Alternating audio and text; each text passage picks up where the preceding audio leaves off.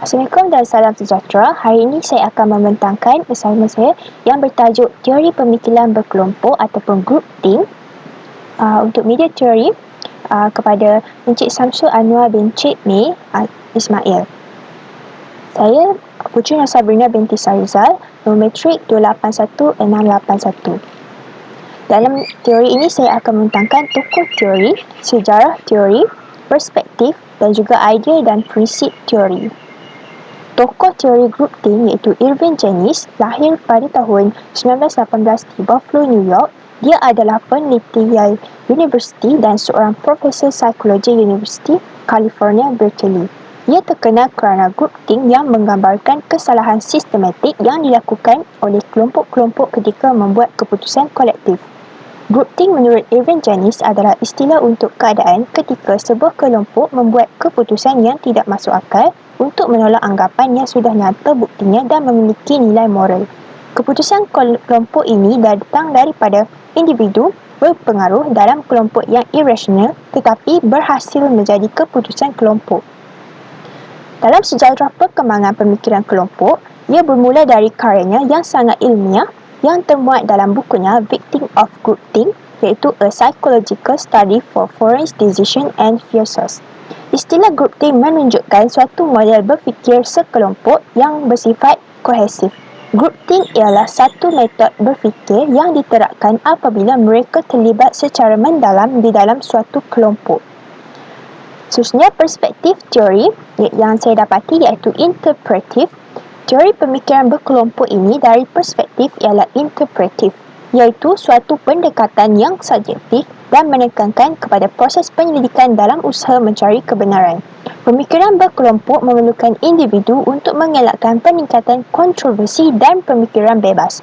Proses membuat keputusan merupakan proses yang paling penting untuk kejayaan bidang pengurusan bagi sesebuah organisasi.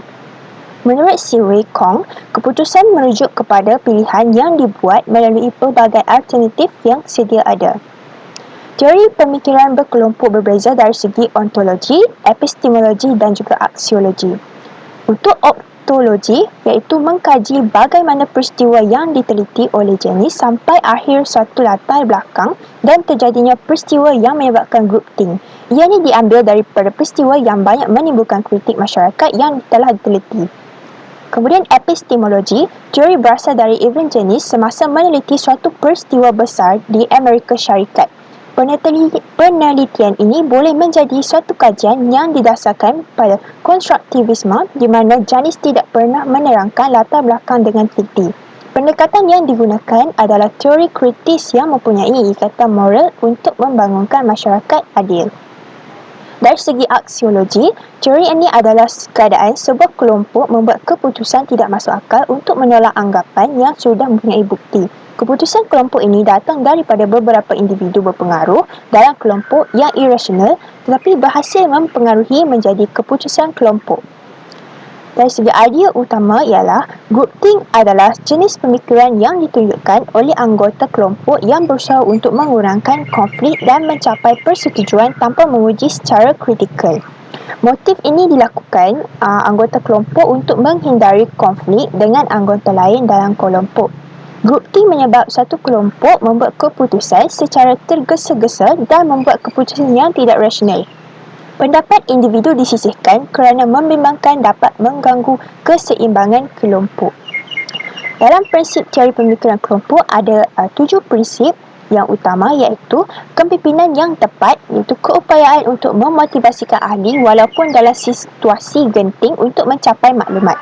Kedua, skill building. Pasukan yang boleh menjadi fleksibel dan secara berterusan boleh menyesuaikan perkara yang berkaitan dengan tugas dan peranan ahli. Yang ketiga, sokongan dalaman dan luaran. Wujudnya persekitaran yang menyokong iaitu sokongan dalaman untuk mengukur prestasi keseluruhan mereka. Yang keempat, skill relevant, terdiri daripada individu berkebolehan. Mereka mempunyai skill teknikal yang diperlukan untuk mencapai matlamat. Yang kelima, kepercayaan bersama, kepercayaan ahli kepada integriti, karakter dan kebolehan dalam diri setiap ahli. Keenam, komunikasi yang baik, ahli dapat menyampaikan mesej secara lisan ataupun tidak lisan antara satu sama lain dengan jelas dan bersedia. Yang ketujuh, kesatuan komitmen mempunyai rasa setia dan dedikasi kepada pasukan untuk memastikan kejayaan pasukan. Hubung kait teori group think iaitu terdapat juga 7 hubung kait teori. Yang pertama, anggapan kelompok kebal di mana kelompok yakin bahawa pengambilan keputusannya tidak perlu dipertanyakan. Suatu sikap di mana segala sesuatu akan berjalan lancar kerana berada dalam kelompok yang khusus. Yang kedua, close-minded iaitu ketika kelompok close-minded atau tertutup, maka kelompok akan mengabaikan pengaruh luar pada kelompok. Kedua gejala dibahas dalam kategori ini ialah stereotype rasionalisasi outgroup dan collective outgroup stereotype. Yang ketiga, rationality kolektif iaitu satu cara berfikir yang menolak setiap pandangan yang berbeza tanpa menilainya secara menyeluruh. Usaha ini akan mendorong mereka mempertimbangkan semula sebelum membuat keputusan.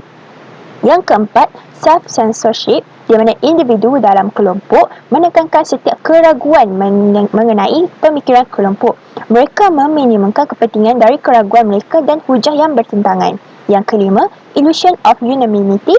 Para anggota kelompok memiliki pemahaman yang salah mengenai kelompok iaitu mereka anggap kelompok sebagai unanimous iaitu semua anggota memiliki pandangan yang sama. Yang keenam, direct pressure on dissenter di mana tekanan langsung pada anggota yang menolak. Ahli kumpulan dipujuk untuk tidak mencabar pemikiran kelompok. Orang yang membuat hujah ini yang kuat terhadap stereotip, ilusi atau komitmen kumpulan akan dibentangkan. Yang ketujuh, self-appointment mind guards di mana bermaksud melindungi pemimpin dari idea yang salah. Sebagai kesimpulan, teori pemikiran kelompok amat penting dalam bidang komunikasi. Fenomena ledakan teknologi maklumat dan komunikasi ini, negara ini banyak mempengaruhi secara manusia berfikir serta membuat keputusan dalam kehidupan mereka yang semakin mencabar serta bersifat global. Secara tidak langsung, ia menegaskan bahawa perubahan dalam kehidupan manusia sama ada secara evolusi atau revolusi turut memberi pelbagai pembaharuan dalam bidang teknologi, maklumat dan komunikasi. Sekian daripada saya, terima kasih.